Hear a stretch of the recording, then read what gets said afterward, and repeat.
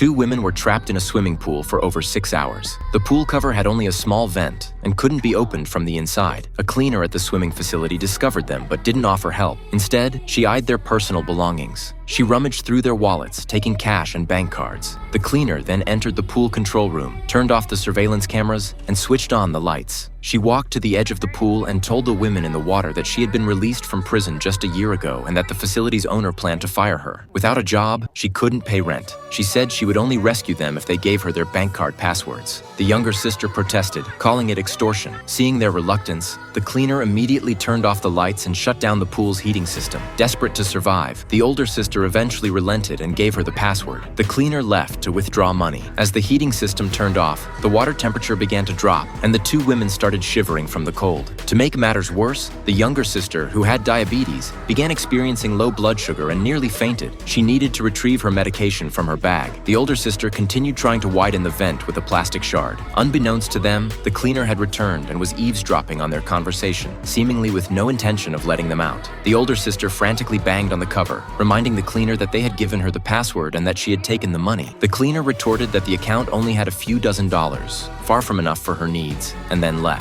In retaliation, the older sister sharpened the plastic shard on the pool's edge and lured the cleaner back, claiming there was more money. When the cleaner approached the vent, the younger sister seized the opportunity to strike, injuring her. This enraged the cleaner, who shouted at the women in the water. She then entered the control room, entered a code, and began pumping chlorine gas into the pool. The two women tried to block the vent, but the pressure was too great, and they were soon overwhelmed by the gas. The younger sister began pleading with the cleaner, admitting they were wrong. The cleaner turned off the disinfection system and walked to the pool's edge, demanding they hand over their rings. She promised to let them go if they complied. Not wanting further trouble, the older sister removed her ring and passed it through the vent, promising not to report the incident to the police. This time, the cleaner kept her word and entered the control room to input the code and open the cover. However, the code didn't work. It seemed the owner had changed it. Now, even she was powerless to help.